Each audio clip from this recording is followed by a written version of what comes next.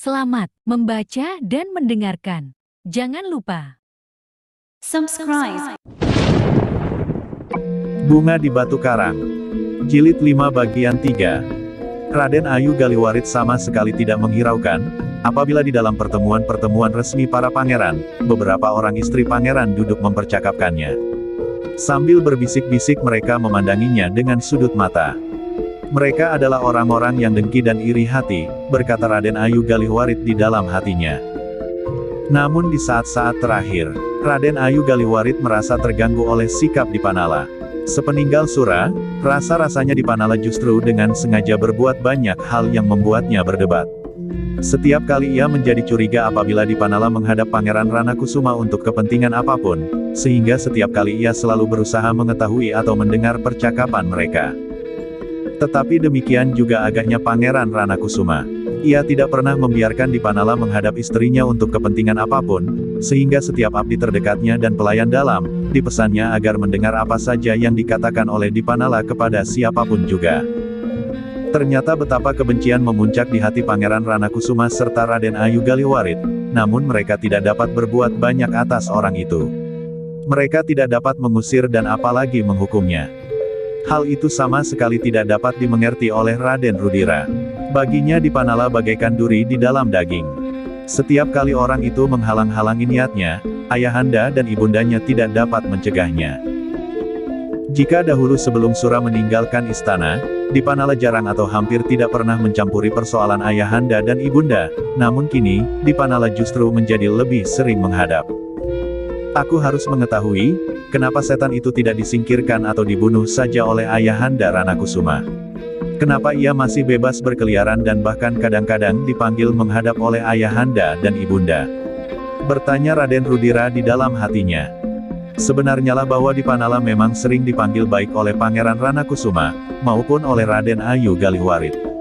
Namun sebenarnya Dipanala sama sekali tidak sedang diajak berunding. Bahkan Pangeran Ranakusuma selalu mengancamnya dan menakut-nakutinya. Ki Dipanala sendiri memang tidak pernah berniat jahat. Ia menyadari keadaannya dan sama sekali tidak timbul niatnya untuk mencelakakan orang lain. Tetapi kadang-kadang ia berani juga mencegah niat yang bertentangan dengan nuraninya.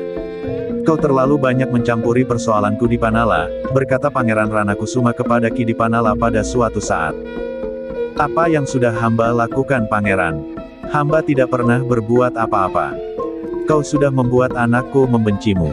Dan kadang-kadang kau berani berterus terang memperingatkan tingkah lakuku di hadapan anak itu.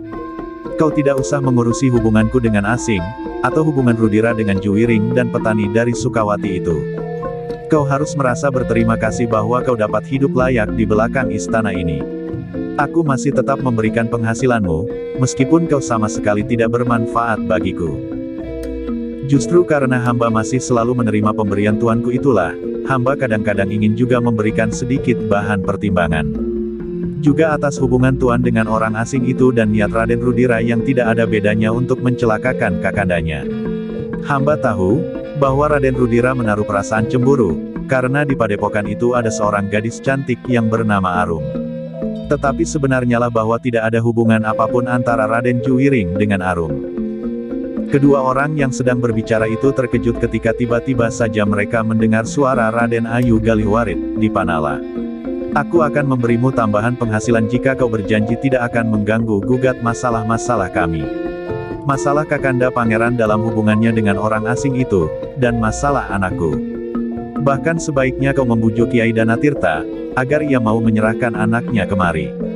Aku memang memerlukannya. Sedang hubungan kakanda pangeran dengan orang asing itu mendatangkan banyak keuntungan bagi kami, bagi rumah tangga kami. Istana kami adalah istana yang paling cerah dari semua istana Kapangeranan di Surakarta. Sahabat-sahabat kakanda pangeran telah mengirimkan hadiah yang tidak ternilai dan yang sebelumnya belum pernah kita lihat dan apalagi kita miliki. Dipanala menarik nafas dalam-dalam. Ditatapnya wajah Raden Ayu Galiwarit sejenak. Sekilas Dipanala melihat kecantikan yang memancar di wajah itu. Meskipun Raden Ayu Galiwarit sudah memiliki dua orang anak yang menjelang dewasa, namun ia sendiri masih tampak segar dan cantik. Tetapi kecantikan lahiriah itu sama sekali tidak bersumber pada kecantikan rohaniah. Kulitnya yang kuning bersih tidak mencerminkan hatinya yang sebenarnya buram, yang dikuasai oleh nafsu ketamakan yang tiada taranya. Ketamakan akan harta dan kekayaan, sehingga apapun yang ada padanya telah dikorbankannya untuk mendapatkan kekayaan dan harta benda yang diinginkan. Pangeran, berkata Kidipanala kemudian, hamba senang sekali apabila hamba mendapatkan tambahan penghasilan yang dapat memperbaiki kehidupan hamba sekeluarga. Tetapi hamba pun cemas melihat mendung yang mengambang di atas Surakarta sekarang ini. Orang asing itu tidak disukai oleh beberapa orang pangeran. Bodoh sekali. Itu adalah suatu kebodohan, Raden Ayu Galiwaritlah yang menjawab, apakah keberatan mereka atas kehadiran orang-orang asing itu? Hanya karena mereka tidak berhasil bersahabat dengan mereka dan tidak pernah mendapatkan pemberian apapun juga, mereka menganggap bahwa orang-orang asing itu tidak disenangi di Surakarta. Kidipanala tidak segera menjawab. Sudut pandangan Raden Ayu Galiwarit berbeda dari sudut pandangan dan sikap pemerintahan di Surakarta. Namun agaknya Raden Ayu Galiwarit itu sama sekali tidak mau tahu, apakah sebenarnya yang telah terjadi di Surakarta ini. Sudahlah Dipanala, berkata Pangeran Ranakusuma kemudian, seperti yang aku katakan, kau jangan terlampau banyak mencampuri persoalan kami. Aku tidak senang. Kau mengerti. Hamba Pangeran. Hamba tidak akan banyak mencampuri persoalan yang ada di istana ini. Namun perkenankanlah hamba memperingatkan, bahwa sikap Pangeran Mangkubumi terhadap orang-orang asing itu menjadi semakin tegas. Aku sudah mengerti. Pangeran Ranakusuma membentak. Namun suaranya kemudian menurun, tetapi ia tidak akan berbuat apa-apa. Mudah-mudahan, sahut Dipanala. Seandainya ia akan berbuat sesuatu, apakah yang dapat dilakukan? Meskipun ia seorang pangeran yang pilih tanding, tetapi ia akan berdiri seorang diri. Dan ia tidak akan berani menentang kekuasaan Susuhunan Pakubuwana, sehingga apabila Susuhunan Pakubuwana sudah menentukan, maka semua pangeran akan tunduk. Tetapi bagaimana dengan beberapa orang pangeran yang telah meninggalkan kota dan melakukan perlawanan? Oh, apakah yang dapat mereka lakukan? Mereka hanya berlari-lari dari satu padukuhan ke padukuhan yang lain, dan sama sekali jauh dari kota Surakarta. Sebentar lagi mereka akan digiring dan dipaksa untuk menyerah. Tetapi jika kemudian di antara mereka terdapat Pangeran Mangkubumi. Pangeran Ranakusuma mengerutkan keningnya. Namun sebelum ia menjawab Raden Ayu Galiwarit telah menyahut, apa bedanya Pangeran Mangkubumi dengan yang lain-lain itu? Kidipanala memandang Raden Ayu Galiwarit sejenak, lalu berpindah kepada Pangeran Ranakusuma, apakah benar Pangeran dan Raden Ayu tidak tahu kelebihan Pangeran Mangkubumi? Cukup, bentak Pangeran Ranakusuma, kenapa kau mengajukan pertanyaan yang gila itu? Kidipanala menarik nafas dalam-dalam. Baginya hal itu merupakan pengakuan, betapa Pangeran Ranakusuma segan kepada saudara mudanya itu. Namun ternyata bahwa Raden Ayu Galiwaritlah yang menjawab, aku tahu, kelebihan Pangeran Mangkubumi adalah pada ilmu kanuragan. Meskipun ia kebal atas segala macam senjata tajam, namun ia tidak akan dapat melawan senjata orang kulit putih itu. Sebutir peluru akan menembus jantungnya, dan ia akan mati seperti kebanyakan orang mati. Dan ia tidak akan dapat hidup kembali. Tiba-tiba saja kepala Pangeran Ranakusuma tertunduk dalam-dalam. Ada sesuatu yang bergolak di dadanya. Bagaimanapun juga, ia tidak dapat ingkar bahwa kulitnya tidak seputih kulit orang asing itu. Meskipun seandainya ia tidak memperhitungkan warna kulit, namun ia tahu benar niat kedatangan orang-orang asing itu di Surakarta. Seperti Pangeran Mangkubumi maka ia pun merasa cemas melihat perkembangan Surakarta. Tetapi kadang-kadang semuanya itu lenyap jika ia melihat kepada dirinya sendiri. Apakah arti pengabdiannya kepada Surakarta, jika kedatangan orang asing itu menguntungkan dirinya? Pribadinya. Apakah yang dapat aku petik dari kekuasaan Surakarta ini sekarang secara langsung? Pertanyaan itu kadang-kadang melonjak di hatinya, sedangkan orang-orang asing ini banyak memberikan sesuatu yang memang aku perlukan, dan yang diperlukan oleh istriku. Tetapi jika kemudian terbayang pergaulan yang terlalu rapat antara orang-orang asing itu dengan istrinya, maka hatinya menjadi berdebar-debar pula. Namun untuk mengusir perasaan yang bercampur aduk di dalam hatinya, tiba-tiba Pangeran Ranakusuma berteriak, pergi kau Dipanala. Awas jika kau masih mengganggu kami. Aku dapat berbuat baik, tetapi aku juga dapat berbuat kasar. Ampun Tuan, berkata Ki Dipanala kemudian. Tetapi ia masih juga berkata, "Sebelum hamba mohon diri, hamba mohon agar tuanku bertanya kepada putra Anda Raden Rudira. Apakah yang diketahuinya tentang Sukawati?" "Diam, diam!" Pangeran Ranakusuma berteriak. "Aku tidak mau mendengar lagi tentang Adinda Pangeran Mangkubumi." "Tidak Pangeran, bukan tentang Pangeran Mangkubumi itu sendiri, tetapi tentang orang-orang di daerah Sukawati dan sekitarnya. Daerah kalenggahan Pangeran Mangkubumi. Aku tidak mau mendengar. Pergi." Kidipanala pun mengangguk dalam-dalam. Kemudian ia berdesis, "Ampun Tuan. Sekarang perkenankanlah hamba mengundurkan diri." Pangeran Ranakusuma tidak menjawab, sedang Raden Ayu Galiwarit berdiri dengan gelisah. Orang itu memang berbahaya baginya.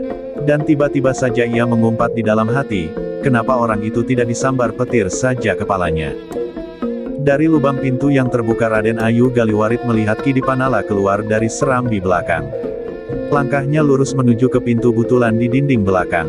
Orang itu sama sekali tidak berpaling. Namun terasa sesuatu berdesir di hati Raden Ayu Galiwarit ketika ia melihat seorang raksasa berdiri bertolak pinggang memandangi langkah Kidipanala. Tetapi raksasa itu sama sekali tidak berbuat apa-apa. "Mandra," desis Raden Ayu Galiwarit di dalam hatinya, "sepeninggal Sura, orang itulah yang dipercaya oleh Rudira." Sejenak Raden Ayu Galiwarit berdiri membeku. Terbersit di dalam hatinya, jika Dipanala tidak juga disambar petir, kenapa tidak ada orang yang membinasakannya saja? Dengan demikian semua persoalan yang diketahuinya tentang diriku akan ikut terkubur bersamanya. Raden Ayu Galiwarit itu menggigit bibirnya.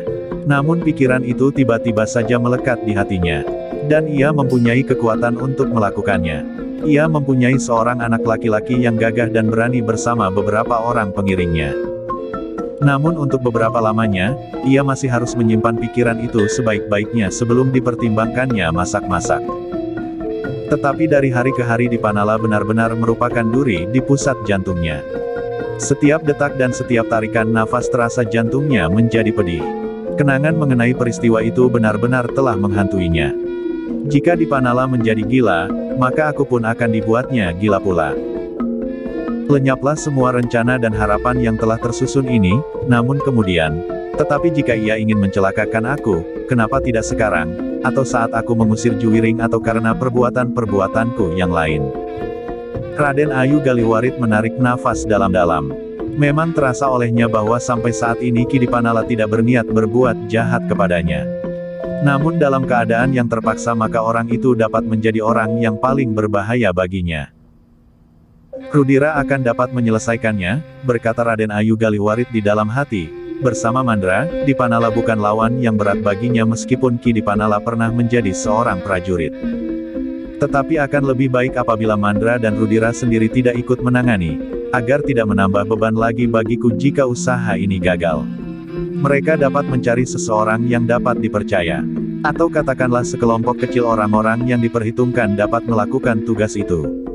Demikianlah ternyata bahwa di dalam tubuh Raden Ayu Galiwarit yang cantik itu tersimpan hati yang keras dan hitam. Dan agaknya, pikiran itu tetap dipertimbangkannya. Semakin hari justru terasa semakin mendesak. Apalagi setiap kali ia masih melihat Kidipanala berada di halaman istana Ranakusuman seolah-olah tidak terjadi sesuatu apapun atasnya. "Orang itu memang berhati batu," berkata Raden Ayu Galiwarit di dalam hatinya, ia sama sekali tidak merasa bahwa ia tidak diperlukan lagi di sini. Agaknya Sura yang kasar itu masih juga memiliki perasaan, sehingga karena itu ia minta diri untuk meninggalkan istana ini. Tetapi Kidipanala tidak. Ia masih tetap saja berkeliaran setiap hari. Namun hal itu agaknya telah mematangkan rencananya untuk melenyapkan saja Kidipanala itu. Untuk melakukan hal itu Raden Ayu Galiwarit sama sekali tidak berbicara lebih dahulu dengan suaminya. Ia tidak ingin Pangeran Ranakusuma bertanya kepadanya, dan mendesaknya, kenapa hal itu dilakukannya.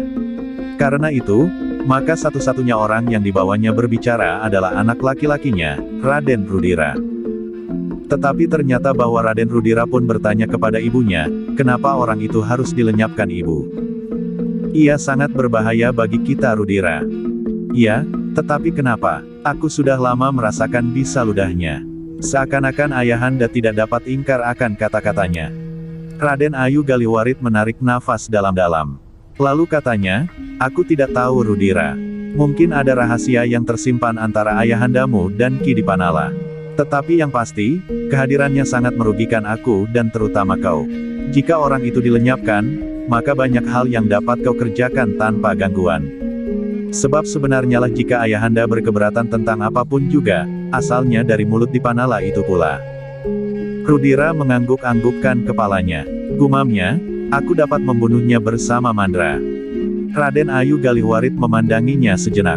Namun kemudian ia berkata, mungkin kau dan Mandra dapat melakukannya Rudira. Tetapi sebaiknya bukan kau tangani sendiri.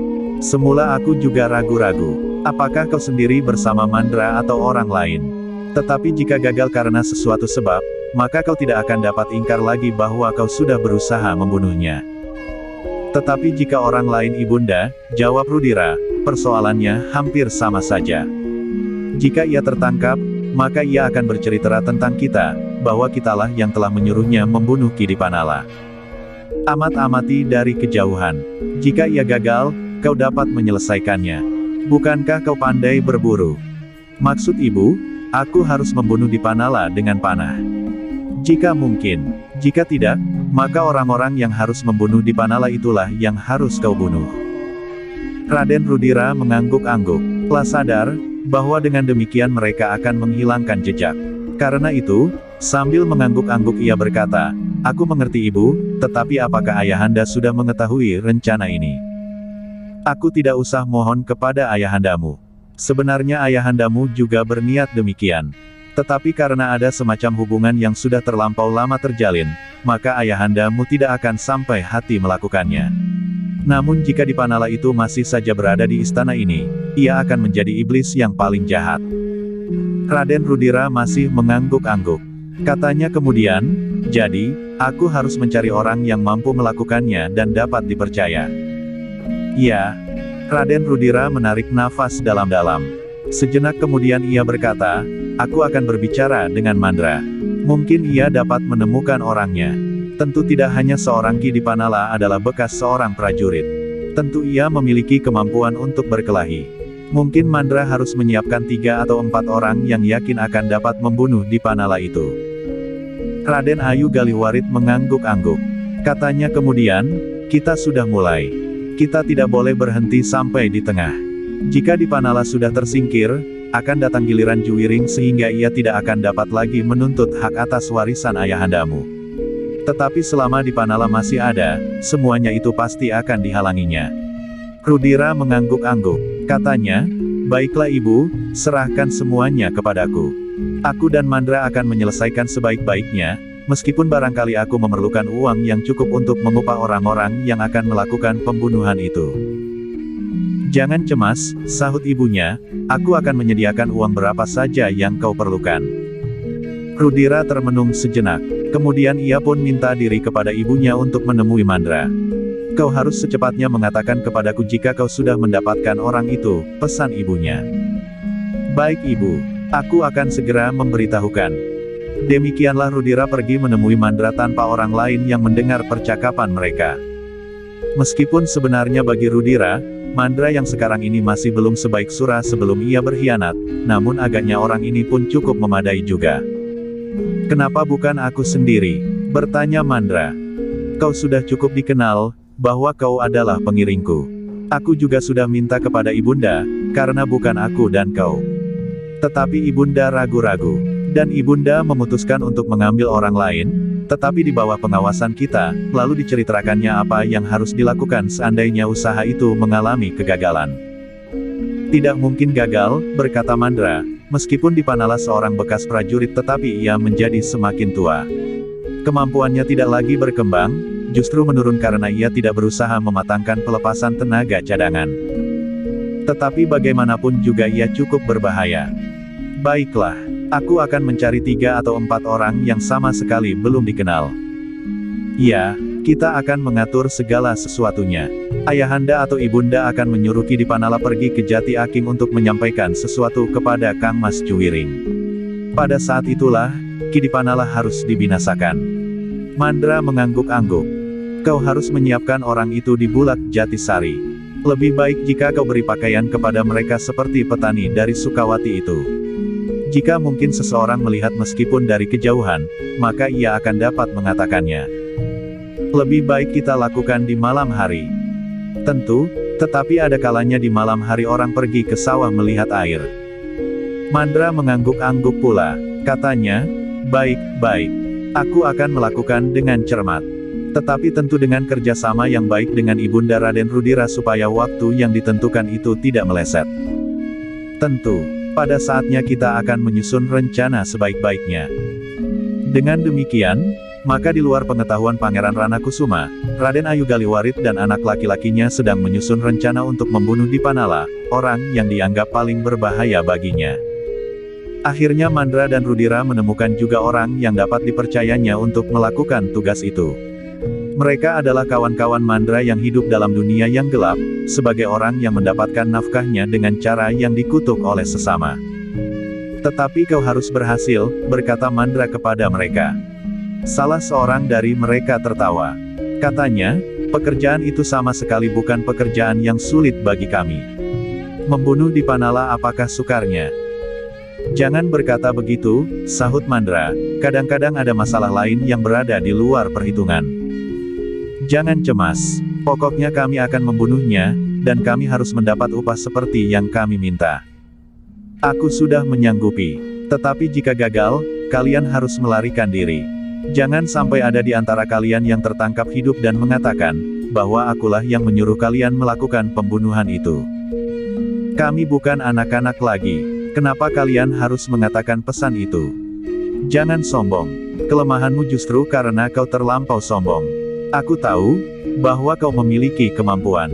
Tetapi yang kau hadapi jangan kau anggap ringan, agar kau tidak terjerumus dalam kegagalan. Kau terlalu banyak bicara. Nah, beritahukan waktunya, kapan kami harus mencegatnya di Bulak Jatisari. Kami akan mengatur sebaik-baiknya. Demikianlah, maka semuanya segera diatur serapi-rapinya. Raden Ayu Galiwarit berusaha untuk mengetahui dengan pasti, kapan Ki Dipanala akan pergi ke Jati Aking. Sudah lama kita tidak mengirimkan perbekalan bagi Juwiring, berkata Raden Ayu Galiwarit. Pangeran Ranakusuma menjadi heran. Biasanya Galiwarit tidak pernah mempersoalkan perbekalan bagi Juwiring yang tinggal di Jati Aking. Tetapi tiba-tiba kali ini ia mempersoalkannya. Siapakah yang akan pergi mengirimkan perbekalan? Bertanya Pangeran Ranakusuma yang mulai curiga, bahwa kesempatan ini akan dipergunakan oleh Raden Rudira, karena menurut keterangan yang didengarnya Rudira telah tertarik pada gadis padepokan Jati Aking yang bernama Arum, yang membuat Rudira dan Juwiring, dua orang saudara seayah, menjadi semakin renggang. Tetapi jawaban Raden Ayu Galiwarit ternyata tidak diduganya sama sekali. Bukankah biasanya Ki Dipanala juga yang membawanya ke Jati Aking? Pangeran Ranakusuma menarik nafas dalam-dalam. Ternyata ia terlampau berprasangka terhadap istri dan anaknya. Istri yang justru paling berpengaruh atasnya. Baiklah, berkata Pangeran Ranakusuma, biarlah dipersiapkan perbekalan bagi Juwiring. Biarlah Ki Dipanala membawanya ke Jati Aking. Semuanya sudah siap, tentu kita tidak usah mengirimkan beras, karena Jatisari adalah lumbung beras yang subur. Apakah aku pernah mengirimkan beras ke Jati Aking? Bertanya Pangeran Ranakusuma. Tidak, memang tidak. Maksudku, biarlah Ki Dipanala membawa beberapa lembar kain dan uang. Ki Danatirta tentu memerlukan uang untuk membiayai padepokannya. Mungkin beberapa lembar juga untuk gadis itu. Pangeran Ranakusuma menarik nafas dalam-dalam. Akhirnya istrinya menyebut gadis itu juga. Namun dengan demikian Raden Ayu Galiwarit telah menghilangkan kecurigaan Pangeran Ranakusuma tentang hal yang lain-lain. Menurut dugaannya, Raden Ayu Galiwarit sedang mengambil hati gadis itu, yang dengan perlahan-lahan akan dipancing ke rumah ini. Tentu saja bagi Raden Rudira. Tetapi Pangeran Ranakusuma tidak berkeberatan dengan cara itu. Asal Rudira tidak melakukan kekerasan dan merampas gadis itu dari padepokan Kiai Danatirta. Jika dengan cara itu, Arum berhasil diambil masuk ke istana Ranakusuman dan tidak menumbuhkan persoalan apapun dengan Kiai Danatirta, maka Pangeran Ranakusuma tidak akan mencegahnya. Mungkin Danatirta memang perlu disumbat mulutnya dengan uang atau barang-barang lainnya, sehingga ia tidak berkeberatan melepaskan anaknya. Sedang gadis itu sendiri tidak akan banyak menimbulkan persoalan apabila ayahnya sudah menyerahkannya, berkata Pangeran Ranakusuma di dalam hatinya. Karena bagi beberapa orang bangsawan hal serupa itu bukannya hal yang baru pertama kali akan terjadi. Bahkan kadang-kadang jika seorang gadis sudah mengandung, maka diserahkannya gadis itu kepada abdinya sebagai teriman untuk mendapat pengesahan perkawinan. Ternyata Pangeran Ranakusuma sama sekali tidak menduga, bahwa saat yang ditentukan untuk mengutus Kidipanala ke Jati Aking itu menjadi perhatian Raden Rudira dan Mandra. Mereka pun segera menyiapkan segala sesuatunya. Orang-orang yang ditugaskannya untuk membunuh Dipanala itu pun sudah diberitahukannya. Jika kalian berempat gagal, maka hancurlah semua rencana. Kalian pun akan digantung karena kalian berusaha membunuh seseorang jika kalian tertangkap. Salah seorang dari orang-orang itu tertawa berkepanjangan. Katanya, "Kau memang banyak bicara, Mandra." "Kaulah yang terlampau sombong," jawab Mandra. "Kau tahu bahwa aku dapat membunuh orang seperti kau dengan mudah. Tetapi aku tidak menganggap pekerjaan ini terlampau ringan." Orang itu masih tertawa. Namun katanya, "Baiklah, aku akan bertindak hati-hati sekali. Jangan lupa, pakai pakaian seperti yang aku katakan. Agar wujud kami tidak seperti perampok, tetapi seperti petani biasa, begitu maksudmu?" "Sebagian begitu. Tetapi bagimu sebenarnya lebih aman jika kami berpakaian seperti yang kami pakai. Justru kami akan mempertegas bentuk kami sebagai perampok. Orang-orang akan mengatakan, jika ada yang melihat, bahwa Kidipanala telah dirampok orang. Dan habis perkara." Mandra mengangguk-angguk, tetapi agaknya ada niat lain pada Raden Rudira. Ia ingin memberikan kesan, bahwa petani perantau yang mengaku dari Sukawati itu dan kawan-kawan ternyata telah merampok Dipanala pula di Bulak Jatisari. Demikianlah semuanya sudah ditentukan. Tetapi ternyata sangat sulitlah bagi Raden Ayu Galiwarit untuk memaksakan keinginannya agar Kidipanala dapat pergi ke Jati Aking di malam hari.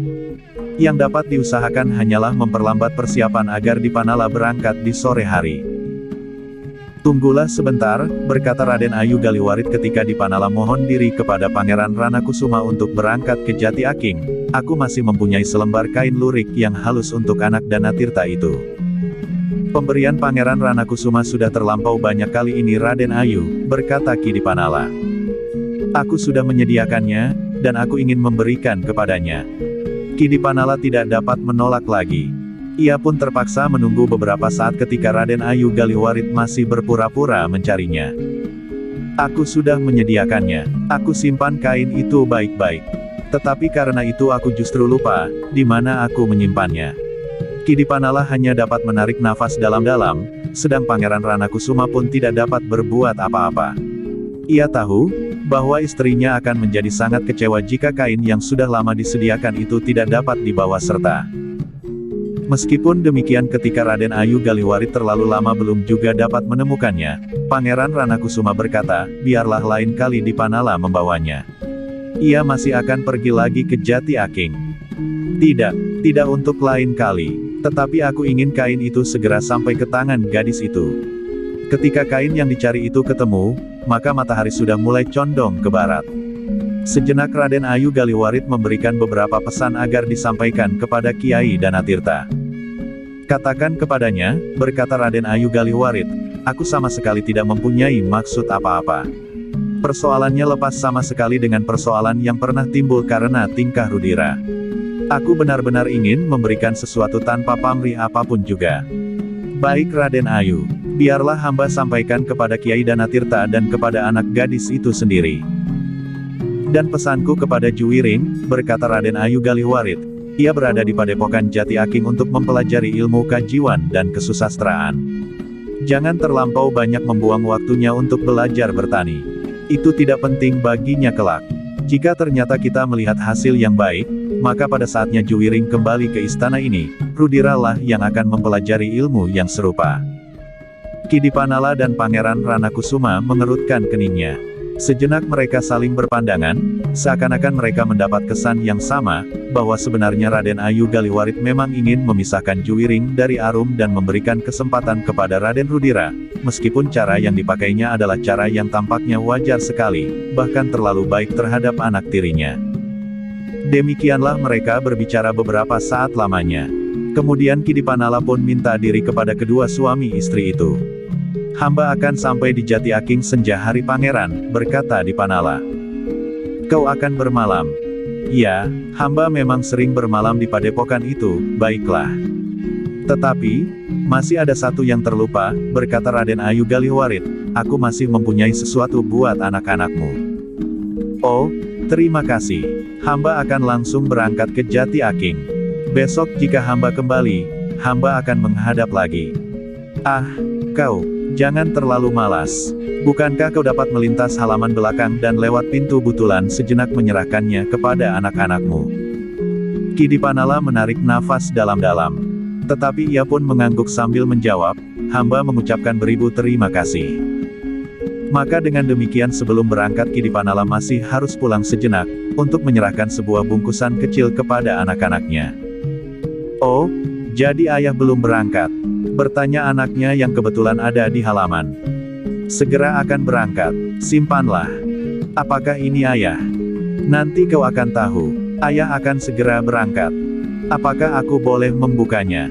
Bukalah di dalam rumah. Ayah tergesa-gesa sekali. Di manakah ayah membeli ini? Bukan ayah yang membeli, tetapi itu adalah hadiah dari Raden Ayu Galiwarit. Oh, hadiah dari Raden Ayu Galiwarit. Anaknya pun kemudian berlari menghambur masuk ke dalam rumah untuk segera mengetahui isi bingkisan kecil itu. Kidipanala pun kemudian dengan tergesa-gesa kembali ke istana Ranakusuman untuk sekali lagi mohon diri dan memberitahukan bahwa hadiah itu sudah diserahkannya kepada anak-anaknya. Ketika kudanya mulai berlari di luar regol istana Ranakusuman, Kidipanala menengadahkan wajahnya ke langit. Matahari sudah semakin condong. Karena itu maka katanya di dalam hati, aku akan sampai ke Jati Aking sesudah padepokan itu menjadi gelap. Mudah-mudahan kedatanganku tidak mengejutkan Kakang Danatirta. Sekali Kidipanala berpaling, diamatinya sebungkus kain di bagian belakang kudanya. Kemudian dirabanya sebuah kampil kulit yang diikatkan di lambung kuda itu pula. Di dalam kampil itu disimpannya uang yang harus diserahkannya kepada Kiai Danatirta.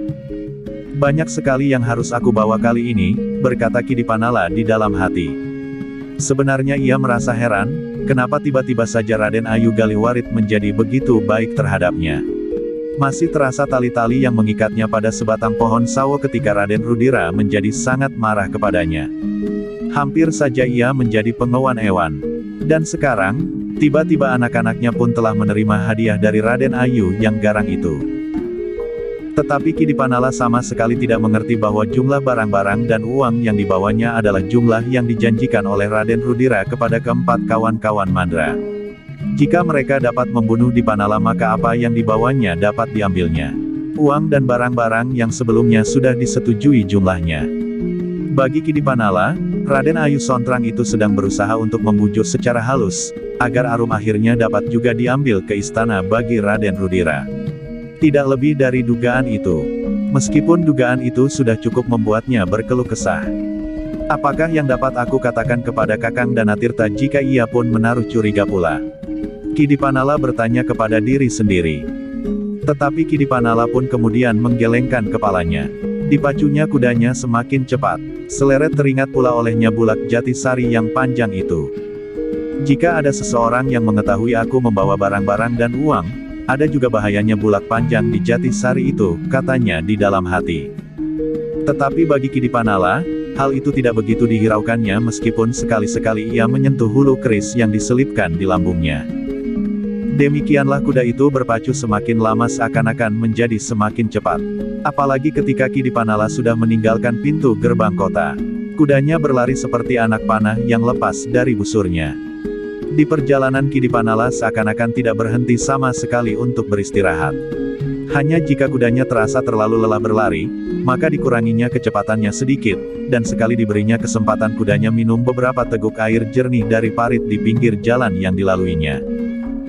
Meskipun demikian, maka seperti yang sudah diperhitungkan bahwa ketika ia mulai memasuki daerah Jatisari, maka gelap malam pun mulai turun perlahan-lahan. Tetapi jaraknya sudah tidak terlampau jauh lagi. Kidipanala pun mulai merasa tenteram, bahwa ia akan dapat menyampaikan barang-barang itu kepada yang berhak. Dalam keremangan malam yang semakin temaram Kidipanala memandang bulak Jatisari yang panjang. Di ujung bulak itu terletak salah satu desa kecil dari kelompok pedukuhan Jatisari. Dan di seberang bulak sempit berikutnya terletak padepokan kecil Jati Aking. Sementara itu, di sebuah batu di tanggul parit yang membujur di sepanjang bulak itu duduk seseorang yang berpakaian seperti pakaian seorang petani. Tetapi dengan kain yang membelit lambung dan sebuah tutup kepala bambu yang lebar, agaknya petani itu baru saja menempuh sebuah perjalanan yang jauh. Ia telah duduk di atas batu itu sejak senja mulai turun. Sekali-sekali ia mengedarkan pandangan matanya ke daerah di sekitarnya. Sawah yang terbentang luas, batang-batang padi yang hijau segar. Satu dua masih dilihatnya beberapa orang berjalan pulang ke desanya masing-masing yang terpencar di sekitar bulak yang luas itu. Tentu ada di antara mereka yang sudah melihat aku duduk di sini, berkata petani itu di dalam hatinya. Dan ia pun tetap duduk saja di tempatnya ketika seorang petani Jatisari lewat di jalan di hadapannya. Petani Jatisari itu pun tidak berhenti dan tidak menyapanya. Ia belum mengenal orang itu. Ia hanya dapat menduga bahwa orang itu adalah seseorang yang sedang beristirahat setelah lelah berjalan. Dan karena petani yang sedang beristirahat itu tidak mengatakan apa-apa, maka menurut pendapatnya, ia memang tidak memerlukan bantuan apapun juga. Namun ketika senja menjadi gelap, ternyata bahwa petani itu tidak hanya seorang diri. Ternyata dua orang lainnya telah menyusulnya dan kemudian duduk di pematang, terlindung oleh batang-batang padi, dan seorang lagi duduk di seberang jalan, sehingga jumlah mereka semuanya adalah 4 orang. Apakah orang itu justru sudah lewat? Bertanya salah seorang dari antara mereka kepada kawannya. Petani yang bertudung lebar dan duduk di atas batu itulah yang menyahut, "Aku berada di sini sejak senja." Ia belum lewat. Kawannya menarik nafas. Katanya, "Jika kita terlambat, kita harus menempuh jalan lain." "Apa?" bertanya kawannya. "Mendatangi padepokan itu." "Gila, kau sangka di padepokan itu tidak ada orang lain? Cantrik-cantrik maksudmu, yang biasanya hanya menyabit rumput. Mereka sama sekali tidak berarti." Raden Juwiring. "Ah, kita buat ia pingsan dengan sebuah pukulan di tengkuk. Kemudian kita bunuh di Panala. Kita rampas kembali semua barang-barang dan uang yang sudah diserahkan kepada Danatirta. Dan jika ada, justru kekayaan padepokan itu dapat kita bawa sama sekali." "Kau memang gila." Percakapan itu tiba-tiba terhenti ketika mereka mendengar derap kaki kuda di kejauhan. Sejenak mereka mengangkat kepala untuk mendengarnya. Ketika mereka sudah pasti, maka orang yang berpakaian petani itu berkata, "Bersembunyilah. Aku akan menghentikannya." Yang lain pun segera bersembunyi rapat-rapat. Mereka berjongkok di dalam lumpur berlindung batang-batang padi. Gelap malam yang semakin buram telah menyembunyikan orang-orang itu semakin rapat. Sejenak kemudian derap kaki-kaki kuda itu menjadi semakin dekat. Meskipun sudah menjadi pekerjaan dan kebiasaan mereka merampok dan menyamun, namun kali ini keempat orang itu masih juga berdebar-debar, karena yang bakal mereka hadapi adalah Ki Dipanala. "Ia sudah semakin tua," desis salah seorang dari mereka tanpa disadari. "Kenapa?" bertanya kawannya. "Ia tidak akan dapat apa-apa untuk membela dirinya." "Kau takut?" "Tidak, sebaliknya. Kenapa kita harus menyembunyikan diri dan menyergap dengan tiba-tiba?" Kawannya memandanginya sejenak. Namun tiba-tiba kawannya itu tersenyum sambil berbisik, "Kau berdebar-debar. Jangan ingkar, aku juga." "Ah," tetapi ia tidak menyahut. Derap kuda itu terdengar semakin keras seperti detak jantungnya yang menjadi semakin berdentangan di dalam dadanya. Memang terasa aneh sekali, bahwa kedatangan orang setua di Panala masih juga mendebarkan jantung. Apalagi mereka berempat, yang selama ini telah menyimpan banyak sekali pengalaman bagaimana mereka harus melayani orang-orang yang akan disamunnya. Dalam keremangan malam yang menjadi semakin gelap, orang yang duduk di atas batu itu masih juga melihat seekor kuda yang tegar berlari. Semakin lama semakin dekat. Dan tiba-tiba saja ia berdiri.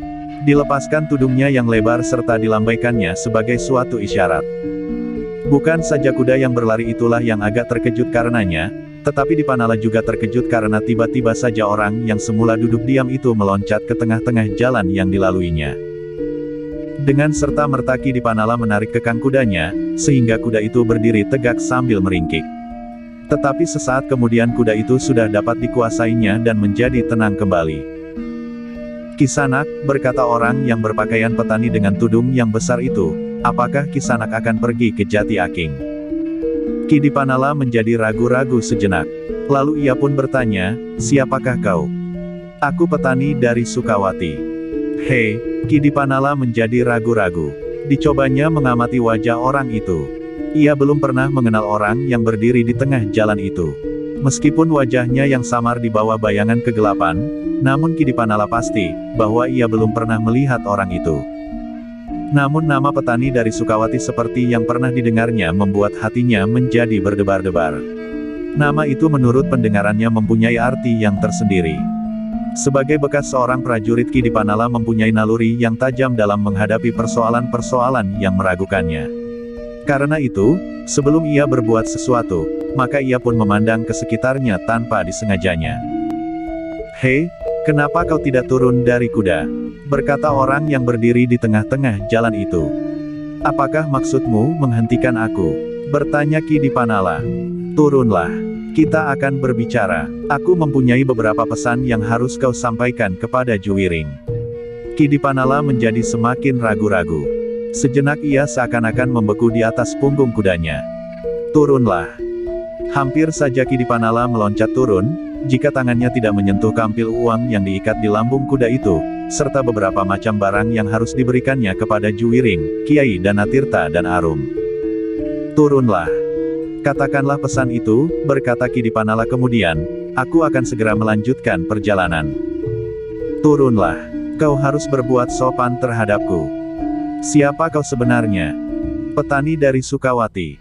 Sekali lagi jantung Ki Dipanala dijamah oleh kebimbangan yang sangat. Tetapi ia masih tetap bertahan duduk di atas kudanya sambil menjawab, kenapa aku harus turun dari kuda jika aku berhadapan dengan seorang petani meskipun dari Sukawati? Kau belum pernah mendengar siapakah petani dari Sukawati itu? Ki Dipanala menggeleng, aku belum pernah mendengar. Aku adalah Pangeran Mangkubumi. Bohong, tiba-tiba Ki Dipanala berteriak. Kini ia yakin bahwa ia berhadapan dengan bahaya. Katanya, Pangeran Mangkubumi yang berpakaian petani tidak akan berkata bahwa inilah Pangeran Mangkubumi. Apakah arti pakaian petani baginya jika ia masih menyebut dirinya Pangeran Mangkubumi? Namun ternyata penyamun itu masih dapat menjawab dengan tenang, kepada orang lain aku tidak memperkenalkan diriku yang sebenarnya. Tetapi karena aku mempunyai kepentingan dengan kau dan Juwiring, maka aku mengatakan siapakah aku. Bukankah Juwiring sudah mengetahui bahwa petani di Sukawati itu sebenarnya adalah Pangeran Mangkubumi? Tetapi Ki Dipanala masih juga menjawab dengan keyakinan, jika benar kau Pangeran Mangkubumi, kau tidak akan menunggu aku lewat, karena kau tidak tahu bahwa aku lewat. Kau lupa bahwa aku mempunyai aji Sabta Pameling dan Sabta Pangrungu, Sabta Pangganda dan Sabta Pangrasa. Aku tahu bahwa kau akan lewat dan karena itu aku menunggumu di sini. Sekali lagi kau berbuat kesalahan. Jika kau mempunyai aji Sabta Pameling, maka kau tidak memerlukan aku untuk menyampaikan pesanmu kepada Raden Juwiring. Kau dapat duduk di sini dan memanggil Raden Juwiring menghadap dengan aji Sabta Pamelingmu. Orang yang mengaku petani dari Sukawati itu diam sejenak. Namun kemudian sambil menggeretakkan giginya ia berkata, turun dari kudamu. Aku tidak peduli apakah kau percaya tentang aku atau tidak. Katakan, apa maksudmu? Jawab Ki Dipanala tegas. Turun dahulu, sebelum aku menyeretmu. Aku tidak akan turun. Orang itu menggeram. Selangkah ia maju, namun Ki Dipanala pun segera mempersiapkan dirinya menghadapi setiap kemungkinan yang bakal terjadi. Kini ia benar-benar harus berbuat sesuatu untuk mempertahankan tugasnya, dan sudah barang tentu mempertahankan hidupnya. Sejenak kemudian, petani itu berdiri tegak. Tetapi ia tidak mau kehilangan korbannya. Jika kuda itu meloncat dan berlari, maka akan lepaslah ia dari tangannya. Karena itu selagi hal itu belum terjadi maka ia pun segera memberikan isyarat kepada kawan-kawan. Dada Ki Dipanala menjadi berdebar-debar. Ia benar-benar berhadapan dengan 4 orang penyamun. Namun demikian timbul juga pertanyaan di dalam hati, dari mana orang ini mengetahui beberapa masalah mengenai petani dari Sukawati, Raden Juwiring dan bahwa aku akan lewat membawa barang-barang dan uang bagi padepokan Jati Aking. Sekilas memang terlintas di dalam benaknya, bahwa di Istana Ranakusuman banyak terdapat orang yang tidak menyukainya. Orang-orang yang menjilat dan bahkan Pangeran Ranakusuma berdua. Apalagi Raden Rudira dan orang-orang yang berdiri di belakangnya. Salah seorang dari mereka dapat saja berhubungan dengan para penyamun dan memberitahukan bahwa ia membawa barang-barang berharga ke Jati Aking. Tetapi di saat yang gawat itu ia tidak dapat sekedar mencari-cari, siapakah yang telah berbuat jahat dan berkhianat atasnya itu. Yang harus dilakukannya adalah mempertahankan barang-barang yang menjadi tanggung jawabnya. Bersambung ke jilid 6. Bagikan. Klik bagikan untuk banyak pembaca Sare ke media sosial Facebook, Twitter dan lain-lainnya. Jangan lupa subscribe dan nyalakan lonceng notifikasi. Baca jilid berikutnya. Atas perhatiannya saya ucapkan terima kasih.